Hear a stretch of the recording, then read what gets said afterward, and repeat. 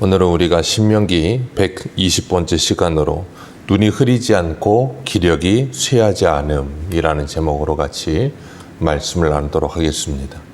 오늘 본문에 모세의 죽음이 나옵니다. 사람은 누구나 다 한 번은 죽게 됩니다. 하나님께서 그것이 우리에게 정하신 것이라 그러셨고 그 후에는 심판이 있을 것이라 그렇게 말씀하셨어요.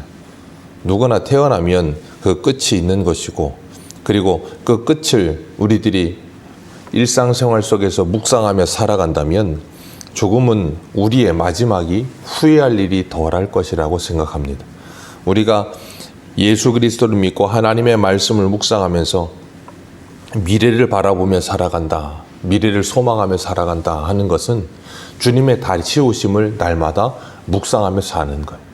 그렇기 때문에 주님의 다시 오심을 묵상하며 그 주님의 재림을 우리들이 생각할 때 오늘을 우리가 믿음으로 살아갈 힘과 능력을 공급받게 될 줄로 믿습니다.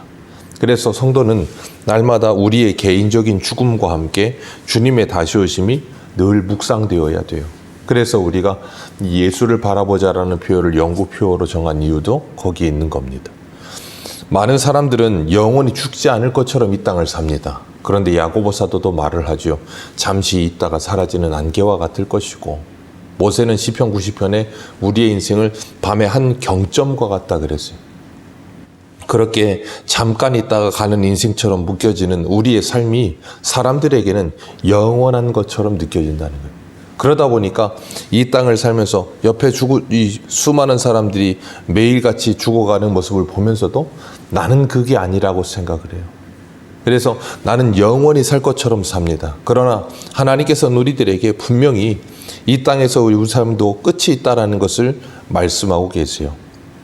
모세는 120세가 되어서 느보산에 올라 그 느보산 꼭대기에서 저 가나안 땅을 바라보면서 죽었습니다.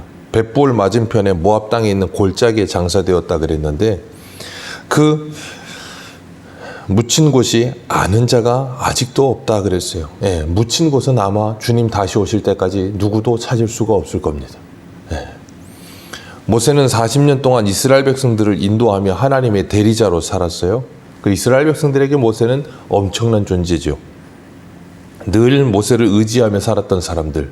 근데 한순간에 모세가 어디 아프지도 않았고 오늘 본문에 말하는 것처럼 눈도 흐리지 않았고 기력도 쇠하지 않았는데 산에 올라갔다가 모세가 내려오지 않아요. 그리고 모세는 죽습니다. 그랬을 때 이스라엘 백성들의 상태가 바로 뒤에 장인 여호수아 1장을 한 군데만 보겠습니다. 바로 한 장만 넘기셔서 여호수아 1장 1절과 2절입니다. 같이 읽습니다. 시작. 여호와의 종 모세가 죽은 후에 여호와께서 모세의 수종자 눈의 아들 여호수아에게 말씀하여 이르시되 내 종 모세가 죽었으니 이제 너는 이 모든 백성과 더불어 일어나 그들 곧 이스라엘 자손에게 주는 그 땅으로 가라. 아멘. 하나님께서 여호수아에게 말씀하세요. 이 백성 모세는 죽었고 이제 너는 이 모든 백성과 더불어 일어나라는 표현을 쓰시면서 그들이 모세의 죽음으로 인해 낙심하고 좌절하고 그냥 주저앉아 있었던 것을 말씀하시는 것이고 여호수아에게 그들과 함께 일어나서 모세를 대신하여 너는 그 일을 해라 라고 말씀하세요. 그러면서 하나님께서 이렇게 5절에 말씀하십니다. 내 평생에 너를 능히 대적할 자가 없으리니 내가 모세와 함께 있었던 것 같이 너와 함께 있을 것이니라. 내가 너를 떠나지 아니하며 버리지 아니하리라. 그리고 하나님이 말씀하세요. 강하고 담대하라. 왜냐하면 40년 동안 모세가 리더 역할을 하면서 이스라엘 백성들을 이끌었습니다. 여호수아는 그 옆에서 함께 했었죠. 그러나 그 리더가 한순간에 사라지는 거예요. 그리고 나니까 여호수아도 어떻게 했어요? 두렵고 떨리는 거죠. 그리고 백성들은 좌절해 있는 겁니다. 모세가 사라지고 나니까. 그런데 하나님께서는 그 모세의 사라짐을 통하여 이스라엘 백성들에게 분명하게 가르치시는 거예요. 오고 오는 세대 속에서 하나님의 언약은 계속 이어지며 하나님은 계속 일하고 계시는구나 하는 걸 가르치시는 겁니다. 그리고 모세가 그 묻힌 곳을 아는 자가 없더라 그랬어요. 왜 그런가 하면 그 모세의 만약에 묘지가 그 시체가 발견이 됐다면 아마 지금까지도 우상 숭배하며 살았을 겁니다. 지금도 그렇지만 모세가 발견이 됐다면 뭐 가톨릭은 무슨 뭐 베드로의 성체가 있다 그러면서 뭐 뼈다구 몇 개를 갖다 놨다 그러기도 하고 뭐가 있다 그러기도 하고 그러는데, 만약에 모세의 시체가 발견됐다고 생각해 보세요. 아마 유대인들하고 기독교인들하고 엄청난 싸움이 있었을 겁니다. 그 모세의 시체 갖기 위해서. 우리 신약성경 유다서 1장 9절을 보면 이렇게 말씀하세요. 천사장 미가엘이 모세의 시체에 관하여 마귀와 다투어 변론할 때에 감히 비방하는 판결을 내리지 못하고 다만 말하되 주께서 너를 꾸짖으시기를 원하노라 하였거늘 이라고 표현하고 있어요. 성경 외에는 외경도 있고요, 위경도 있습니다. 근데 이 위경은 거의 설화 같은 것들이 기록된 거예요. 근데 거기에 모세 승천기 같은 게 기록이 돼 있는데 그 내용이에요. 그 내용에 천사장 미가엘과 사단 마귀가 싸웠다는 거예요. 그러면서 당시에 그 유다서 기록할 당시에 거짓 이단들이 가만히 들어와서 사람들을 미혹하면서 모세의 시체에 관한 이런 이야기들을 풀면서 성경에도 없는 이야기들을 가지고 사람들을 흔들어 놨다는 거예요.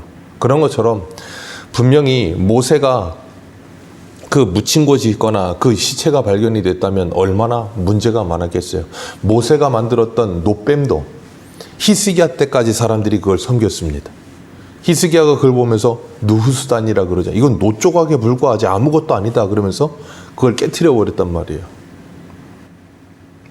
기드온이 만들었던 금에봇, 그 금에봇 옷을 만들어 놓은 걸 사람들이 그걸 찾아가서 그걸 섬기는 거예요. 우리나라도 보면 제주도에 가면 돌하루방에 코를 만지면 아들을 낳는다. 그리고 뭐 저 동남아에 어디 태국이었나 미얀마였나 어디 무슨 절에 가면 무슨 부처님 뭐 발인가 어디를 만지면 뭐가 복이 온다 그래. 그게 달아요. 그게 달아요. 하도 그걸 만져서. 하나님께서는 그걸 허락질 않는 거예요. 그걸 허락질 않아요. 모세의 시체가 없음이 은혜라는 걸 기억하시길 바랍니다. 우리나라도 주기철 목사님이 돌아가시고 나서 산정리교회에서 주기철 목사님의 동상을 만들려고 그랬어요. 그랬더니 이 주기철 목사님 어머님이신 그 오정모 사모님께서 그걸 반대하셨어요. 왜 동상을 만드냐고. 절대 만들지 말라고. 그런 선배님이 우리 한국 기독교회에 계셨던 선배님이에요. 우리가 좀 그런 신앙을 좀 이어받아야 되지 않겠습니까? 조금만 무엇인가 이름이 나고 조금만 무엇인가 좀 대단하다고 싶으면 기념비부터 세우고 보고. 참 슬픈 현실이죠. 오늘 본문 7절에 보면 모세가 죽었을 때에 나이가 120세였다 그랬고 눈이 흐리지 않고 기력이 쇠하지 않았다 그랬어요. 생각해 보세요. 느보산에 올라가야 돼요. 느보산 꼭대기. 120세 할아버지가 거기 올라가려면 얼마나 건강해야겠습니까? 정말 기력이 대단했던 것 같아요. 그리고 저 이스라엘의 단까지 모세가 분명히 보았다 그랬어요. 눈이 흐리면 볼 수가 없어요. 뭐 지금처럼 안경이 있는 것도 아니고, 안경이 있다 그래도 그걸 볼 수나 있겠습니까? 그런데 눈이 흐리지 않았다 그랬어요. 창세기에 보면 이삭과 야곱을 보면 그 눈에 대한 이야기가 나옵니다. 참 재밌어요. 창세기 27장 1절에 보면 이삭이 나이가 많아 눈이 어두워 잘 보지 못하더니 그랬습니다. 육적인 눈이 어두워진 이삭은 사리 분별이 안 되는 거예요. 그러니까 야곱인지 에서인지도 분간이 되질 않아요. 그래서 리브가가 야곱을 요셉인 것처럼 모든 치장을 다 해놓고 그에게 음식을 갖다 주니까 목소리는 야곱의 목소리로 돼 향기와 채취와 모든 것들은 에서로다 그러면서 이 야곱에게 축복을 하잖아요. 왜 그래요? 눈이 보이지 않으니까. 근데 문제는 육적인 눈이 보이지 않는 것과 함께 뭐도 잃어버렸냐면 영적인 분별력까지 잊어버린 거예요. 그리고 나서 이삭은 야곱에게 축복을 합니다. 야곱은 아버지를 속여서 그 축복을 받아내죠. 그런데 그 모든 것이 누구의 섭리하심 속에 있었냐면 하나님의 섭리하심 속에 있었던 거예요. 그래서 하나님께서 에서가 아닌 야곱에게 축복을 하십니다. 그리고 창세기 48장 10절을 가면 이렇게 말해요. 이스라엘의 눈이 나이로 말미암아 어두워서 보지 못하더라. 요셉이 두 아들을 이끌어 아버지 앞으로 나아가니 이스라엘이 그들에게 입맞추고 그들을 안고 인사하니라. 기뻤겠죠. 그리고 인사를 했어요. 그리고 이제 요셉은 자기 아버지가 곧 돌아가실 걸 알고 장자 므낫세와 차자 에브라임에게 아버지에게 축복을 받게 하기 위해서 므낫세는 아버지의 오른손 쪽에, 그리고 에브라임은 왼손 쪽에다가 놓고 그 머리를 이렇게 갖다 대게 하고, 그리고 아버지에게 축복을 해달라 그랬더니 야곱이 어떻게 해요? 손을 어금맞겨 놓습니다. 야곱이 눈이 보이지 않았거든요. 이삭처럼. 손을 어금맞겨서 놔요. 그랬더니 요셉이 그걸 보고 기뻐하지 않았어요. 그리고 아버지에게 제안을 합니다. 아버지 그리하지 마시고 이쪽이 장자니까 이렇게 손을 얹어달라고. 그랬더니 야곱이 딱 한마디 합니다. 나도 안다 아들아, 나도 안다. 내가 몰라서 이렇게 하는 거 아니라는 거예요. 눈이 보이지 않아서 이런다는 거 아니라는 거예요. 이삭은 분명 육적인 눈이 어두움과 동시에 영적인 눈도 좀 어두워져서 분별을 하지 못했지만, 야곱은 육적인 눈은 어두웠지만 영적인 눈은 어둡지 않았던 거예요. 그리고 어근 맡겨놓고 그렇게 축복한 것이 무엇이었는가 하면 자신이 하나님께 받은 복이 바로 그거였던 거예요. 그리고 일평생 받은 복이 바로 그거라는 걸 깨닫게 된 거예요.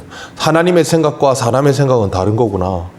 하나님의 생각은 우리의 생각을 빗나가는 어긋맞기는 은혜가 임하는 거구나. 그걸 깨닫게 되고 그 둘에게 그렇게 어긋맞겨서 축복을 하는 거예요. 우리가 이 땅을 살아가면서 하나님의 사람으로 이 땅을 살아가는 데 있어서 이삭처럼 살 수도 있고요. 야곱처럼 살 수도 있어요. 육적인 눈이 어두워지는 것은 어쩔 수 없는 자연적인 현상입니다. 그러나 영적인 눈이 어두워지는 건 자연적인 현상이 아니에요. 분명히 사도 바울은 고린도후서 5장에 말씀하고 있어요. 우리의 육은 날로 후패하지만 우리의 영은 날로 새로워진다라고 말씀하셨어요.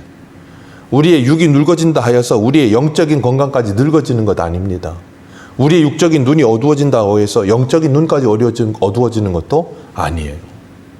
그리고 우리의 육체의 기력이 쇠하는 건 어쩔 수 없는 자연현상이에요. 모세와 같이 다 여기 계시는 분들이 120세를 사셨으면 좋겠고, 육체의 눈이 건강했으면 좋겠고, 기력이 쇠하지 않았으면 좋겠어요. 그러나 자연적으로 기력이 쇠하는 것도 자연적인 거고요. 눈이 흐려지는 것도 자연적인 겁니다. 그렇다고 해서 영적인 기력까지 쇠하지는 않아요. 영적인 기력이 쇠하지 않는 게 뭐겠어요? 히브리서 4장의 말씀처럼 하나님의 말씀은 살았고 활력이 있어. 예전 성경에는 운동력이 있다고 했고 요즘 성경은 활력이 있다라고 표현을 했어요. 하나님의 말씀은 살아있고 활력이 있습니다. 그래서 그 말씀을 읽고 듣는 자는 그 말씀으로 말미암아 뭐예요? 활력을 얻는 거예요. 기력을 얻는 거예요. 영적인 기력을 얻는 게 뭐겠어요? 성령의 충만함을 받는 거예요. 그리고 나면 우리의 영의 눈이 열려지는 겁니다. 그리고 나면 성도는 이 땅을 살아가고 있지만 저 하나님의 나라를 더 선명하고 밝히 보게 될 거예요. 그렇기 때문에 우리가 이 땅을 살아가면서 하나님의 말씀을 붙들고 성령의 충만함을 받아서 우리의 눈이 쇠하지 않고 우리의 기력이 쇠하지 않으며 하나님의 은혜로 말미암아 활력을 얻어서 그 말씀을 가지고 우리가 믿음으로 살아가게 될 때 우리는 우리의 인생의 마지막을 맞이할 때 후회될 일이 조금 더 줄어들지 않을까 생각합니다. 그리고 오늘 본문 8절에 말하는 것처럼 이스라엘 자손들이 모압 평지에서 모세를 위하여 애곡하는 기간이 끝나도록 모세를 위해 30일을 애곡하니라. 야곱을 위해서도 요셉을 위해서도 그렇게 애곡을 하죠. 모세를 위해서도 이렇게 애곡을 합니다.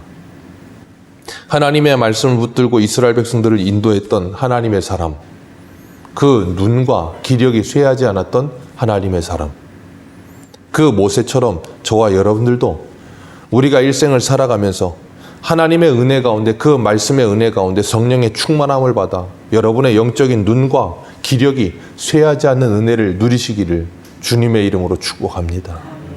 기도하겠습니다.